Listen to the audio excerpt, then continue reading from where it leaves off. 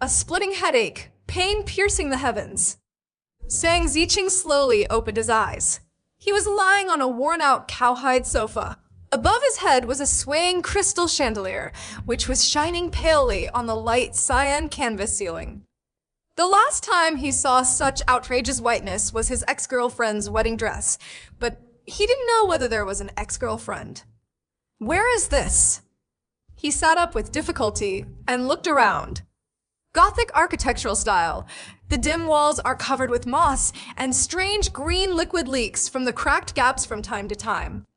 On the carved table, there were several brass candlesticks, and the dark red flames were burning faintly alone. Several impressionist portraits were placed among the candlesticks. Without exception, the people in the paintings had their eyes deducted and their throats had repeated scratches.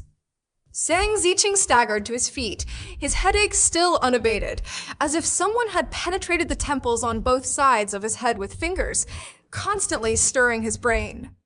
No useful information could be found in his empty mind, except for a dull name. He took a lame mahogany chair and walked toward the door with barely enough support. The simple and solemn iron door was tightly closed, and no matter how hard Sang Ziqing applied force, it would not move at all. "Is there anyone? Is anyone here?" He shouted. Only his own voice echoed in the empty hall. His stomach was turned upside down, and the acid hit the fragile mucosa mercilessly. Sang Ziqing burped, but the surging stomach acid was sent to his throat. How terrible! He was inexplicably tied up in an old-style manner, brainwashed, without any memory, and with an uncontrollable hunger. Sang Ziqing rubbed his throat, trying to relieve the dull burning sensation. Thinking that there might be food in the hall that could barely satisfy his hunger, he stretched himself out to look for it. After some searching, Sang Ziqing's headache symptoms were relieved a lot. Although there was still a feeling of sharp thorns pressing against his scalp, he could now walk normally. No, nothing. In addition to the damp moss, the thick liquid, and the goddess statue above the fireplace, which seemed to be being tortured. The frighteningly empty hall made both body and mind feel cold, like falling into an ice cave. Sang Ziqing hugged herself tightly, picked up the matchbox on the table, and threw the worn wooden chair into the fireplace. Fortunately, you can light a fire in the fireplace so that you don't freeze to death before starving to death. He warmed his hands and used the string on his waistband to tighten his abdomen. Suddenly, dust particles fell from his head, followed by huge pieces of gravel. Sang Ziqing, who was hit hard on the head, covered his head and backed away, falling on the back of the cowhide sofa in 3 steps.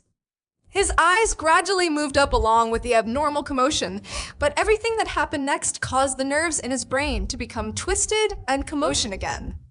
The statue of the goddess with the mutilated cheek showed a painful look, and the gray paint peeled off layer by layer, revealing the distinct texture of flesh and blood.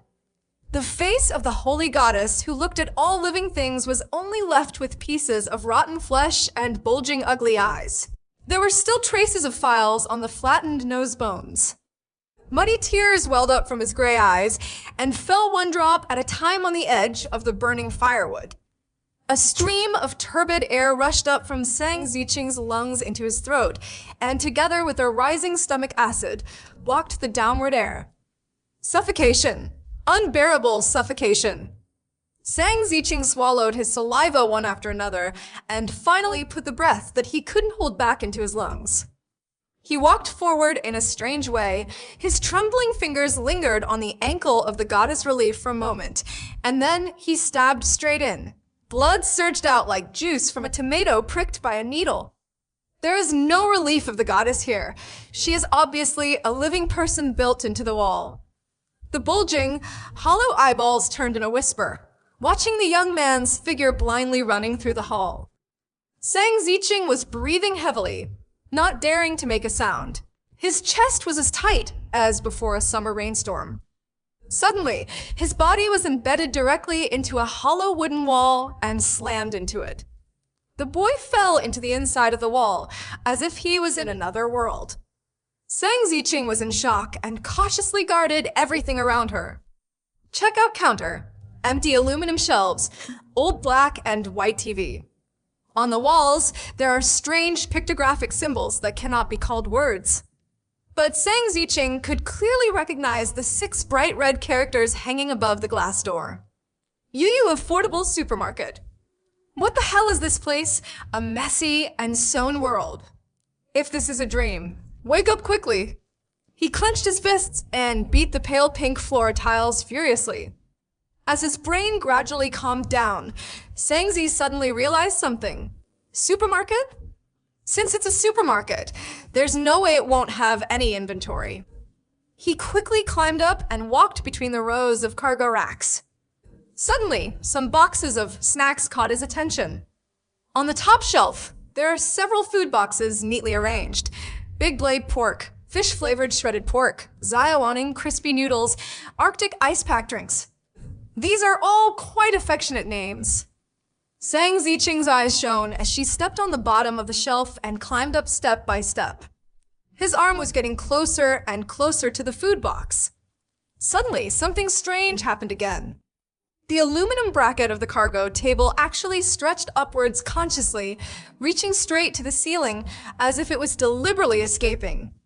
The food box seemed to be stuck with glue, firmly stuck to the top and motionless.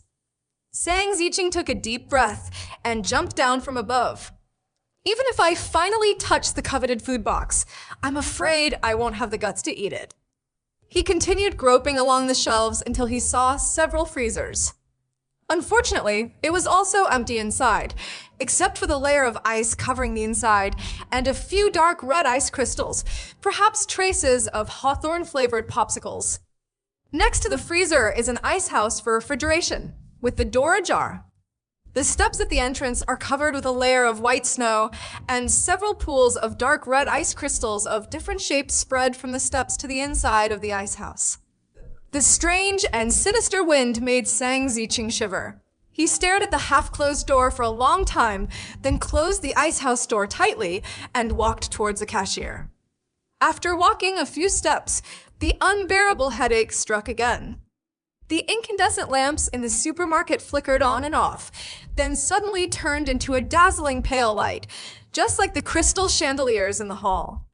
Sang Ziqing held her head and struggled wildly on her knees. The figure of an angel seemed to flash before her eyes. Light cyan cloves, white wings, and the holy light covered his face, making it difficult to see his specific appearance. They whispered in Sang Ziqing's ears, "Live! You must live. Only you, and only you. Hallucination? Reality. I can't tell the difference anymore." Chapter 2 House Card. The supermarket was deserted, and the cash register was covered in dust with few signs of use. In fact, Sang Ziqing himself doesn't know if there are other people in this world besides himself, if the people built in the wall can still be considered people. He stared at the tobacco and wine rack behind the cashier. There were only a few boxes of low-quality cigarettes that were so crudely made that it was hard to smell. There were a few clean circles in the dust traces. He thought the wine on it had just been taken away not long ago. Sang Ziqing poked her head out of the big hole she had made, carefully paying attention to the sounds in the hall outside the door. After confirming that nothing happened, he leaned against the shelf again and carefully sorted out everything he encountered. Weird and complicated visions, people in the wall, untouchable goods, and the occasional whispers echoing around you. Live. What a silly choice of words. Even without these angels, I will definitely find ways to survive. Closed spaces, murders, strange phenomena. It sounds like cracking a game. Sang Ziqing blocked the leak with a shelf and sat on it to continue thinking. So, who are the people in the wall? Clues to decipher the mission, or rather, failed players? If he also encounters a mutation and fails, will he also be built into the wall, or will he encounter more cruel atrocities? He didn't dare to think that the top priority was to leave this ghost place, even if it meant escaping outside the manor. Sitting on top of the crookedly stacked shelves and looking down, the view suddenly broadens. Sang Ziqing's eyes gradually focused on the inside of the cash register, and his breathing became rapid. The almost crazy fear came over him again, and the eerie cold air penetrated every pore of his body. On the other side of the cashier, a bloated man lay. The green employee uniform was firmly held up by the bulging belly, revealing the fat covered with stretch marks.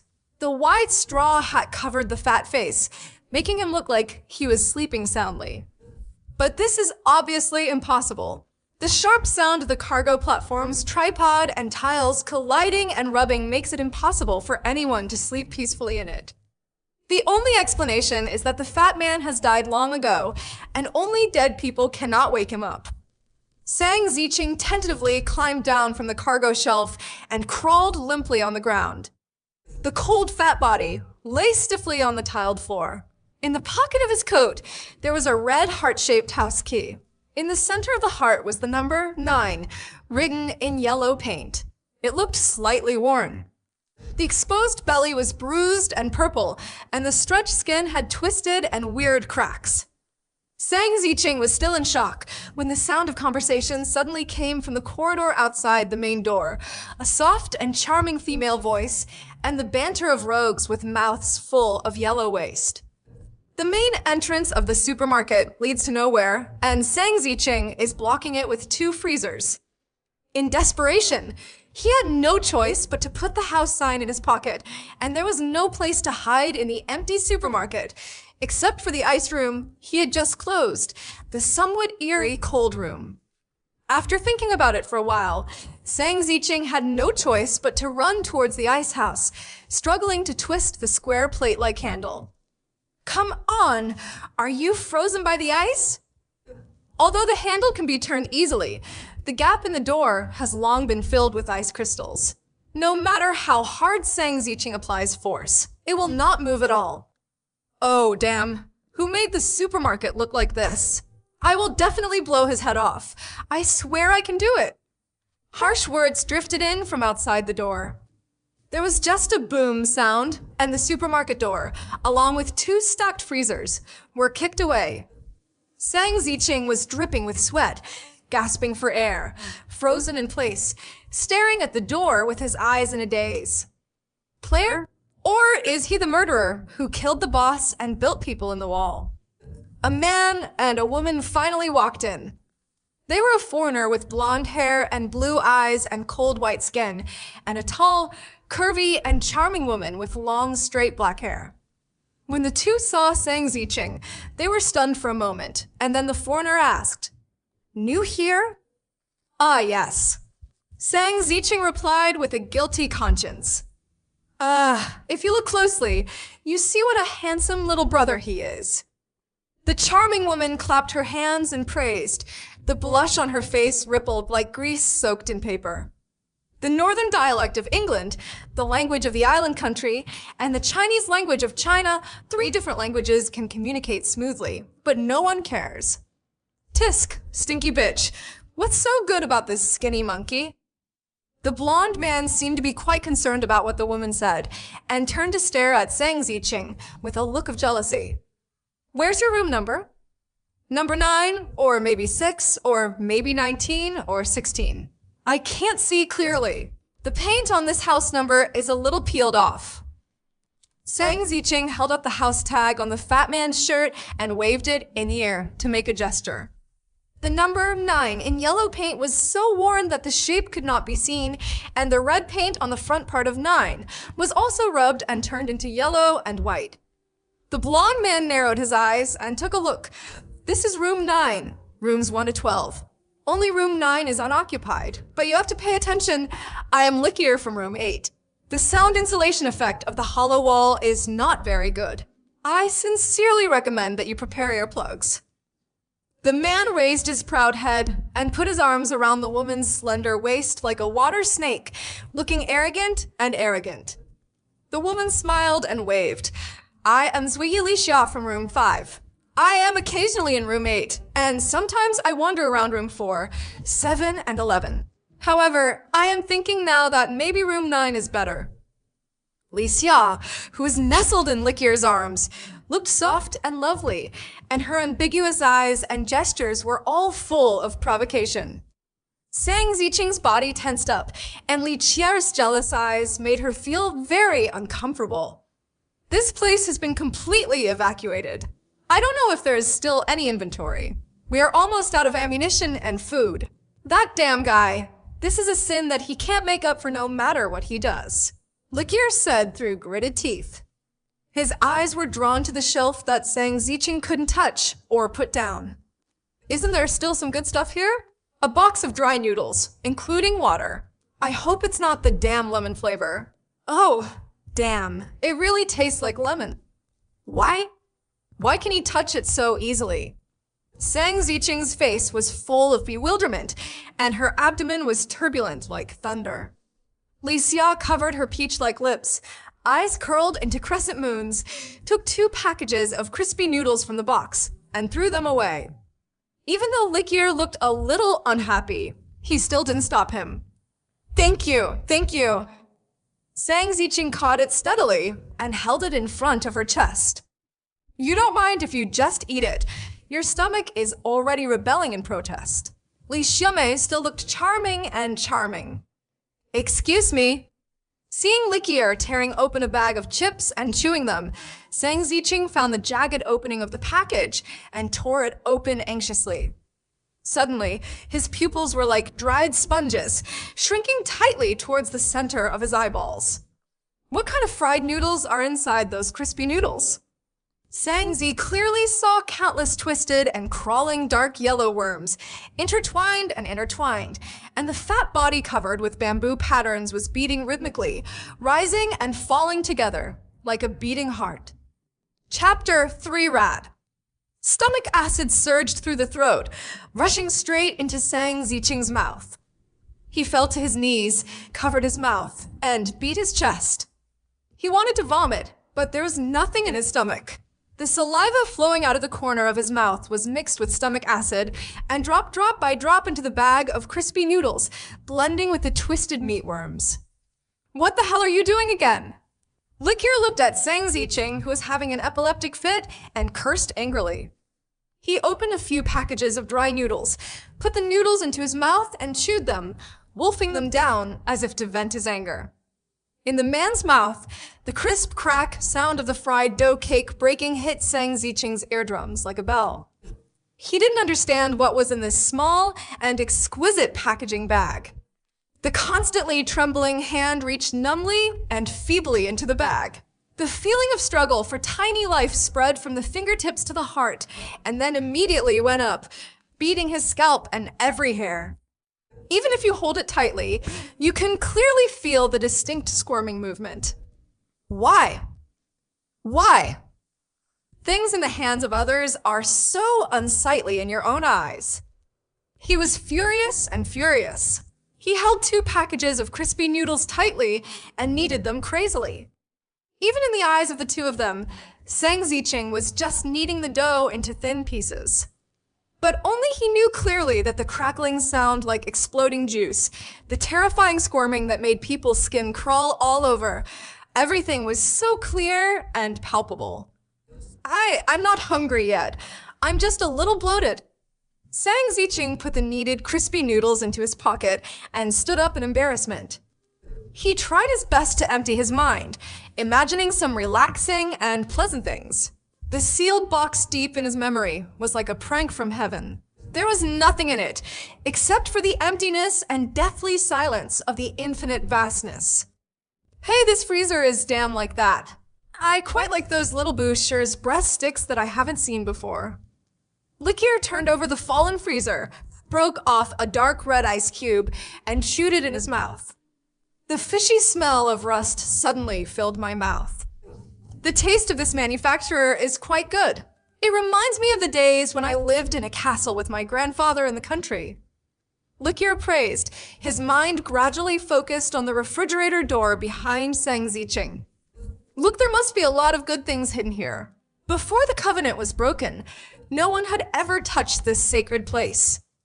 He passed by Sang Ziqing and twisted the handle on the door. It can still be turned easily, but the door is still closed. Damn it! It's frozen. This damn frost-proof design. Likier put his hands in his pockets, cursed, and walked towards the door of the supermarket. Li Xiasta looked like she wanted to eat Sangzi clean.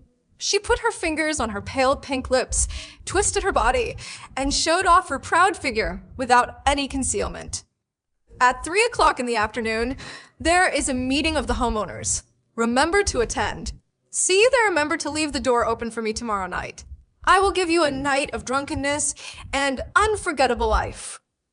After saying that, she waved her fingertips against her lips, blew a kiss, and walked out with brisk steps. Sang Ziqing felt like she was in the drum of a washing machine with the world spinning in front of her eyes. The long, murmuring sound echoed in my ears again. Find a murderer and kill him. Please help us and yourself. Who are you, and where are you hiding? This is a game, right? Sang Ziqing shouted towards the ceiling, and there was still only the dazzling white light in front of him. A nervous gasp, accompanied by the sound of friction, came from nowhere. Sang Ziqing turned her head sharply and guarded the refrigerator room carefully. The sound is an illusion, right? He also tried to open the door of the refrigerator room, but this time, even the handle of the valve that opened the warehouse could not be turned. It looks like it's really frozen. Walking out of the supermarket door, there is a corridor paved with thick blankets. Walking on it is gentle and silent. On the left side of the corridor, there is a narrow space aisle. It seems that only one person can pass through it at a time. After passing here, it is the rather hidden entrance of the hall. It is no wonder that Sang Ziqing did not notice it in his hurry. The environment of the corridor was dark and deep, with several tall candlesticks shining faintly.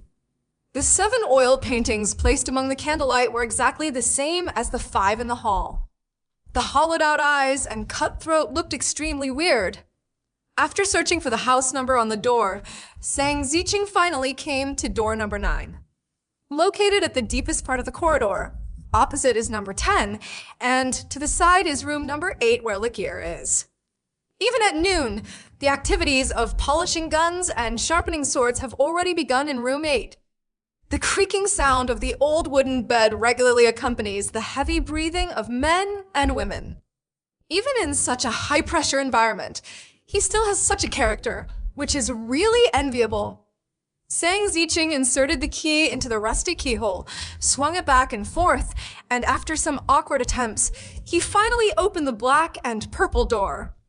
The furnishings of the house are simple, with a palace-style princess bed with pink curtains, sheets, and pillows, also all peach-like pink, and 3 furry dolls on the bedside.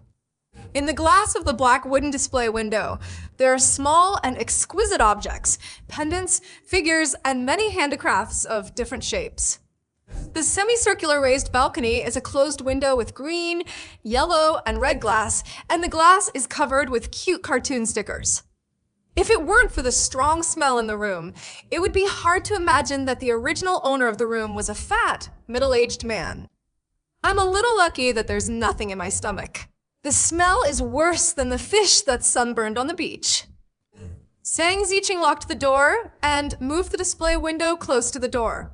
After finishing, he luckily moved the bed to one side of the display window to prop it up. After cleaning the red paint from the gaps between her nails, Sang Ziqing lay down on the bed to rest, listening to the hard playing next door. The blonde and blue-eyed foreigner was lying. He clearly recognized the fat man's key, but why did he follow the lies he spun? What happened between the owners of each room before he arrived? Apart from himself, there were 12 visitors to this manor. After deducting the dead fat man and the people built in the wall, there should be 10 more. You can see me in the afternoon. Sang Ziqing stroked his stomach gently. The chaotic and bizarre encounter gave him a splitting headache. He picked up the time magician clock on the bedside table and set the alarm to ring at 2:30 in the afternoon. His eyelids began to entangle ambiguously, and finally they became obsessed with each other. In addition to the drunken carnival noises of the neighbors next door, there's sneaky crawling sounds and sharp chirping in the hollow wooden walls. It's those adorable rodent friends. But it was no longer important. Sang Ziqing finally fell asleep. Chapter for everyone. The sound came again. Not the whisper of an angel, but an almost crazy, chaotic, unspeakable cacophony. These notes penetrate the eardrums, pierce the visual nerves, and draw a dazzling picture in the mind, which is profound and confusing. Sang Zicheng was sweating profusely, tossing and turning from the indescribable nightmare. Finally, the exaggerated time magician made a harsh ringing sound, which pulled him back from the boundless fear. Sang Zicheng walked into the bedroom, rinsed her face with water, and tidied her messy hair. The person in the mirror looked even shakier and thinner than he imagined. There are still more than 20 minutes left before the meeting in the lobby. Sang Zicheng broke open the window and took out a delicate short knife. There are flame patterns on the scabbard, and the handle is tied with a thin gold cord. The blade is exquisite and bright, with dragon-shaped carvings. It seems to be the periphery of a certain work, but it has not yet been sharpened. Sang Zicheng took the short knife and polished it carefully on the window edge of the balcony. The colorful glass makes people dizzy, and when you look close to your eyes, you can't see anything outside the window. It's a really strange structure, as if the manor was deliberately built into an airtight iron prison. The sound of knife sharpening and teeth grinding sounded together. Sang Zicheng wiped the sweat from his forehead and saw that the thick and dull blade finally had a sharp, cold light. He made a light scratch on his arm, and the skin rolled up with flesh and blood. Although not satisfactory, it is enough to cause substantial damage. Sang Zicheng put the knife on the belt at the waist of his trousers, dragged open the cupboard and the gully bed, left room 9, and walked towards the hall. There are still 5 minutes until the rally starts. There were only 2 women standing in the empty hall. They looked horrified, their backs pressed against the closed door, and their eyes widened as they stared at the relief of the saint on the wall. "She's still alive! She's still alive!" The white-haired girl with ice crystal pupils shouted anxiously. Most of the plaster on the relief has fallen off. The bones are exposed. The flesh and blood are blurred, and the gray dust and blood mix into mud, making it look like a wicked mural.